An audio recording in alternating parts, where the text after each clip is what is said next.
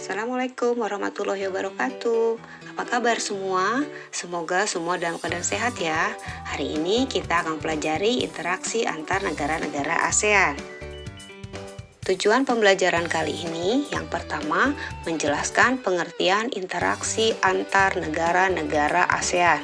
Kedua, mendeskripsikan faktor-faktor pendorong kerjasama. Dan ketiga, mendeskripsikan faktor-faktor penghambat kerjasama. Interaksi antar negara adalah hubungan timbal balik yang terjadi antara dua negara atau lebih dengan menjalin suatu kerjasama demi mencapai suatu kesepakatan. Nah, sekarang perhatikan gambar di sini. Pernahkah kalian melihat kegiatan SEA Games di televisi atau di koran? Kegiatan SEA Games ini diadakan setiap 2 tahun sekali. SEA Games adalah salah satu contoh interaksi antar negara di kawasan Asia Tenggara di bidang olahraga. Apa latar belakang dan tujuan diadakannya SEA Games?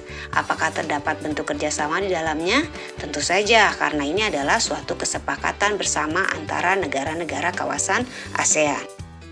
Dalam sebuah kerjasama akan terdapat faktor pendorong dan faktor-faktor penghambat kerjasama. Faktor pendorong kerjasama diantaranya 1.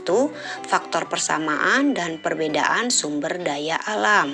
Yang kedua, faktor kesamaan dan perbedaan letak geografis. Sedangkan faktor penghambat kerjasama diantaranya adalah 1. Adanya perbedaan ideologi di setiap negara. Yang kedua, adanya konflik dan peperangan di suatu negara. Ketiga, adanya kebijakan protektif dari suatu negara. Dan keempat, adanya perbedaan kepentingan dari tiap-tiap negara. Kita bicara mengenai faktor pendorong kerjasama. Yang pertama, adanya persamaan dan perbedaan sumber daya alam. Kita bicara mengenai persamaan sumber daya alam. Kesamaan sumber daya alam di antara beberapa negara dapat mendorong terbentuknya kerjasama. Contoh di peta berikut, ada beberapa negara di dunia yang menghasilkan minyak bumi. Mereka membentuk suatu kerjasama yang diberi nama OPEC, Organization of Petroleum Exporting Country.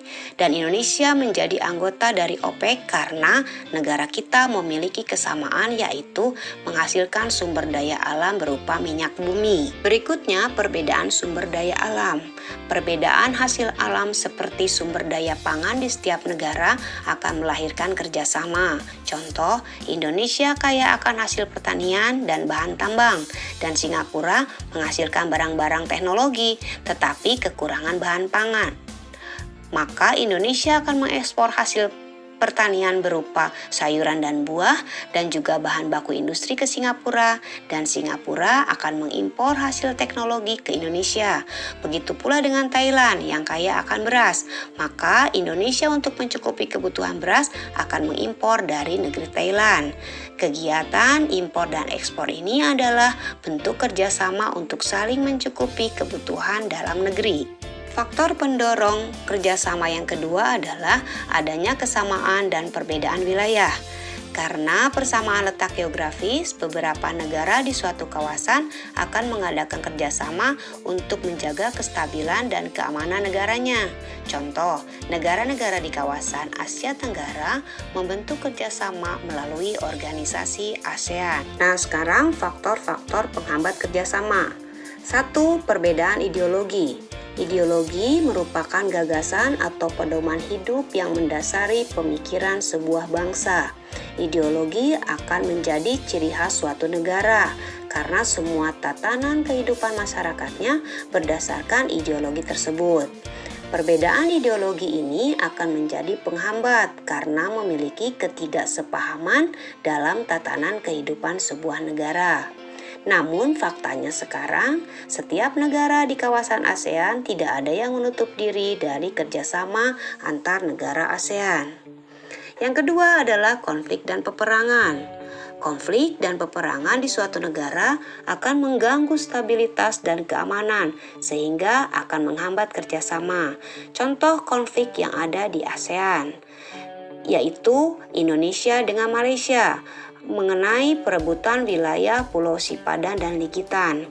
Berikutnya Vietnam, Filipina, dan Tiongkok, konflik perebutan perbatasan di perairan Laut Cina Selatan. Kemudian Thailand dan Kamboja, konflik di perbatasan wilayah di sebuah kuil. Dan berikutnya adalah konflik internal di negara Myanmar mengenai orang-orang Rohingya. Yang ketiga adalah kebijakan protektif suatu negara. Tujuan kebijakan protektif suatu negara adalah untuk melindungi kepentingan dalam negeri dan meningkatkan daya saing. Misalnya, suatu negara tidak akan menerima impor hasil pertanian karena dapat mempengaruhi kondisi pendapatan hasil pertanian di dalam negerinya. Dampak kebijakan ini juga dapat mempengaruhi hubungan antar negara sehingga menghambat kerjasama. Dengan dibukanya pasar bebas di ASEAN bertujuan agar menghilangkan perbedaan yang menghambat pada kerjasama antar negara ASEAN. Keempat, perbedaan kepentingan tiap negara. Kerjasama dibutuhkan bagi perkembangan dan masa depan sebuah negara di dunia. Akan tetapi, dalam kerjasama antar negara, tiap-tiap negara memiliki kepentingan yang berbeda-beda. Perbedaan inilah yang akan menghambat pada sebuah kerjasama. Nah, itulah tadi faktor-faktor pendorong dan faktor penghambat kerjasama dalam interaksi antar negara di kawasan ASEAN. Sampai bertemu lagi di materi berikutnya mengenai bentuk-bentuk kerjasama di kawasan ASEAN. Assalamualaikum warahmatullahi wabarakatuh.